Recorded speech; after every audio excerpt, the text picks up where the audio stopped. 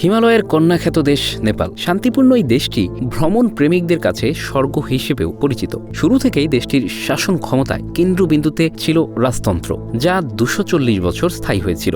2008 সালে দেশটির সাবেক রাজা জ্ঞানেন্দ্র শাহর ক্ষমতা ত্যাগের মাধ্যমে দীর্ঘ এই ইতিহাসের পরিসমাপ্তি ঘটে। রাজতন্ত্র বিলুপ্তির পর নেপালে 13টি সরকার গঠিত হয়েছে এবং অনেকেই প্রজাতন্ত্র নিয়ে হতাশ। তারা মনে করেন প্রজাতন্ত্র রাজনৈতিক স্থিতিশীলতা আনতে ব্যর্থ হয়েছে এবং এটি অর্থনৈতিক সংকট ও ব্যাপক দুর্নীতির জন্য দায়ী। দেশটি গণতান্ত্রিক প্রজাতন্ত্রে পরিণত হওয়ার পর রাজনৈতিক দলগুলোর মধ্যে দ্বন্দ্ব প্রকট হয়ে ওঠে। ফলশ্রুতিতে বেশ কয়েকবার প্রধানমন্ত্রী ও মন্ত্রিসভা পরিবর্তিত হয়, যা প্রশাসনিক দুর্বলতার সৃষ্টি করে।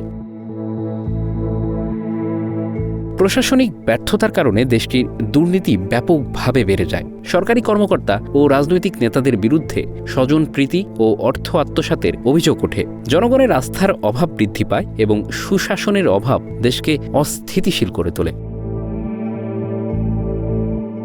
নেপালের অর্থনৈতিক প্রবৃদ্ধি ধীর গতির হয়ে পড়ে, বিদেশি বিনিয়োগ কমতে থাকে এবং কর্মসংস্থান সংকট দেখা দেয়। অনেকে কর্মসংস্থানের জন্য উপসাগরীয় দেশ এবং অন্যান্য দেশে পাড়ি জমায়।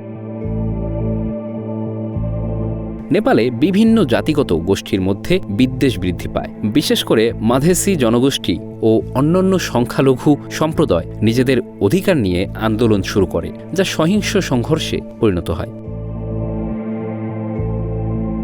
নতুন সংবিধান প্রণয়ন প্রক্রিয়া দীর্ঘস্থায়ী হয়। রাজনৈতিক দলগুলোর মতানৈক্যের কারণে 2015 সালে নতুন সংবিধান কার্যকর হলেও এতে মাঝেসি ও অন্যান্য জাতিগোষ্ঠীর অসন্তোষ দেখা দেয় এবং বিক্ষোভ ছড়িয়ে পড়ে। নেপালের নতুন সংবিধান নিয়ে ভারতের আপত্তি থাকায় ভারত সীমান্তে অবরোধ সৃষ্টি করে, যা নেপালের জন্য জ্বালানি ও নিত্য প্রয়োজনীয় পণ্যের সংকট তৈরি করে। এতে দেশজুড়ে বিশাল অর্থনৈতিক ক্ষতি হয়। 2015 সালে ভয়াবহ ভূমিকম্পে প্রায় 9,000 মানুষ নিহত ও লক্ষাধিক মানুষ গৃহহীন হয়। দুর্বল প্রশাসন ও রাজনৈতিক অস্থিরতার কারণে পুনর্বাসন কার্যক্রম ধীর গতিতে এগোয়, যা জনগণের মধ্যে হতাশা বাড়িয়ে তোলে। এ অবস্থায় দেশটির জনগণের একাংশ ফের রাজতন্ত্রে ফেরানোর দাবি তুলেছে। ক্ষমতাচ্যুত শেষ রাজা জ্ঞানেন্দ্র শাহকে স্বাগত জানিয়ে গত 9 মার্চ নেপালের রাজধানী কাঠমান্ডুতে বড় ধরনের জনসমাবেশ করেছে দেশটির জনগণ। ত্রিভুবন আন্তর্জাতিক বিমানবন্দরে প্রায় 10,000 মানুষের জমায়েত হয়। এ সময় উপস্থিত জনতা রাজার জন্য রাজপ্রাসাদ খালি করুন, রাজা ফিরে আসুন, দেশকে বাঁচান, আমাদের প্রিয় রাজা দীর্ঘজীবী হোক, আমরা রাজতন্ত্র চাই সহ বিভিন্ন ধরনের স্লোগান দেন। 77 বছর বয়সী জ্ঞানেন্দ্র 2001 সালে বড় ভাই বীরেন্দ্র বীর বিক্রম শাহ ও তার পরিবারের সদস্যরা গণহত্যায় নিহত হওয়ার পর সিংহাসনে বসেন। তিনি 2005 সাল পর্যন্ত সাংবিধানিক রাষ্ট্রপ্রধান হিসেবে শাসন করেছিলেন, তবে তার কোনো নির্বাহী বা রাজনৈতিক ক্ষমতা ছিল না।